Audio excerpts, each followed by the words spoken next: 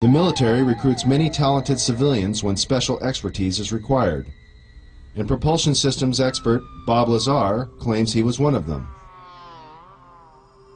In this exclusive interview, he gives his detailed account of his employment with the Department of Naval Intelligence at the top-secret facility known as S4, where, according to Bob, he was hired to work on recovered alien spacecraft. S4 is located 125 miles north of Las Vegas and 15 miles south of Groom Lake. This now not-so-secret military base at Groom Lake, Nevada, is known as Area 51, or Dreamland, as insiders like to call it. Born in 1959 in Coral Gables, Florida, Bob has lived much of his life in Las Vegas, Nevada. With degrees in physics and electronics from MIT and Caltech, he has dabbled in everything from chemistry to fireworks in an effort to understand the finer points of propulsion.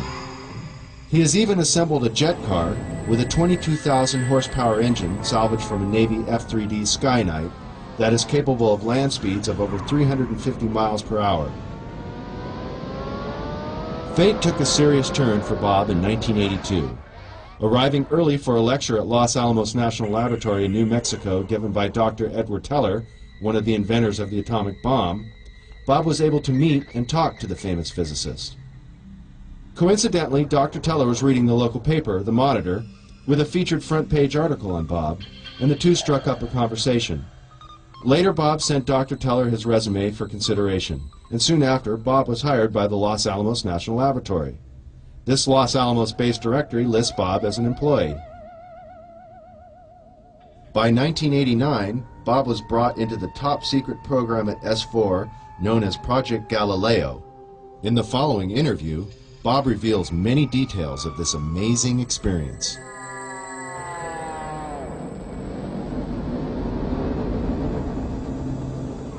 Did you witness any disk technology at Area 51?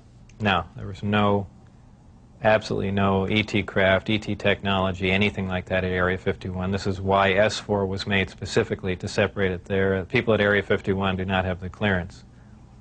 How long were you employed at S4, and when were you hired? When was I hired at S4? I guess early '89, and I was probably there only about 6 months or so, on a very infrequent basis. How were you transported to and from work? At the time that I was working there at McCarran International Airport in Las Vegas, there was a Special Projects EG&G building. When I was told to go to work, I drove there, parked my car there, and got in a plane at the airport, flew to Groom Lake, where I deplaned and waited for a bus, and the bus drove me down to S4. The S4 facility is an area just off the Papoose lake bed, dry lake bed, and it consists of 9 hangars. The hangars have sloped doors on them with a sand texture coating. Around the opposite end of the hangars, there's the standard entrance where you're dropped off at, go through a security check, and inside there's a small complex. There is some office space, there's several laboratories, the hangars themselves, of course, and a few other places. I didn't have free rein to go wherever I wanted to. Everywhere I went to, I was essentially escorted, so that was really all about that I saw. Inside the facility, what was the basic layout? Were there underground levels? I don't think there were any underground levels to it, though there could have been. I don't think it was an extensive underground facility. It just looked like an installation that was butt up against a mountain. And I didn't see any evidence of any stairs going down, elevators, or, but like I said, I don't know. There could have been, and I just might not have been permitted in those areas. It's difficult to really surmise how long it had been operational. Everything did look fairly new. By that I mean I don't think this installation was there in the early 70s. Nothing was worn. Things look fairly freshly painted. So, as a ballpark guess. I would say it would really surprise me if the installation was older than 5, 7, 10 years, something like that. What agency is in charge of S4? Who controls the program? I was paid by the Department of Naval Intelligence, and what they're doing, researching extraterrestrial craft, is beyond me, but that's where my checks came from, so I can only assume that they were in charge of that. Did you see high-level government or military personnel at S4? No, not at S4. Anywhere in the overall facility at all?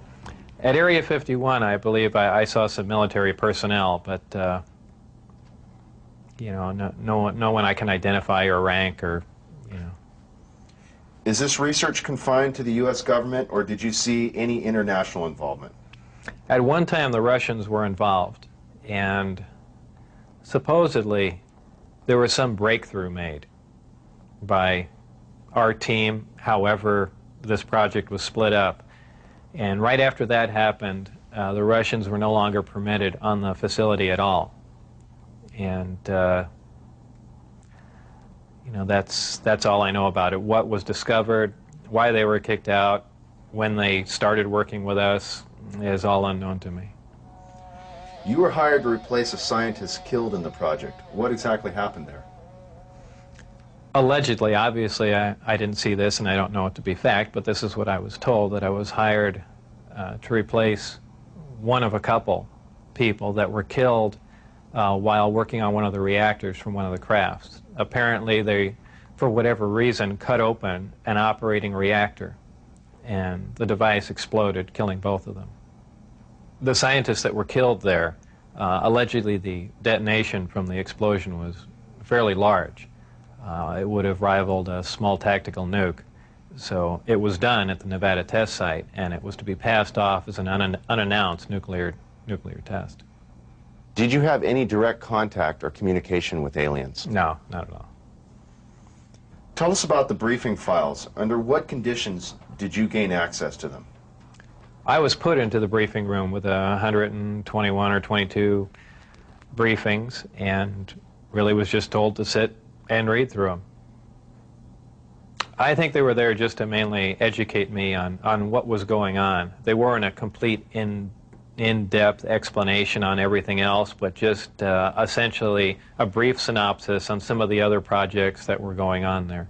Supposedly, the information, now this isn't something that I determined, it's something I was told, that the crafts originated from a planet that orbited the Zeta Reticuli star system. Zeta Reticuli 1 and Zeta Reticuli 2 are two stars of a binary star system. The craft allegedly came from there.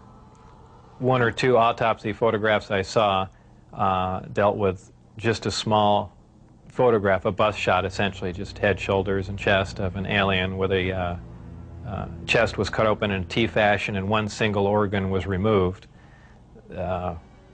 The organ itself in the other picture was cut and vivisectioned, essentially, showing the different chambers in there.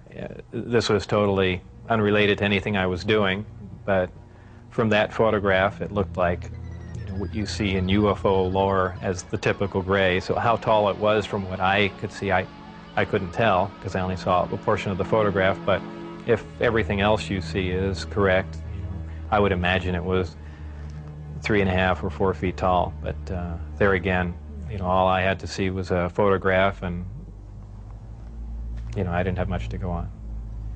You mentioned these beings have historically interacted with man. How? What was involved there?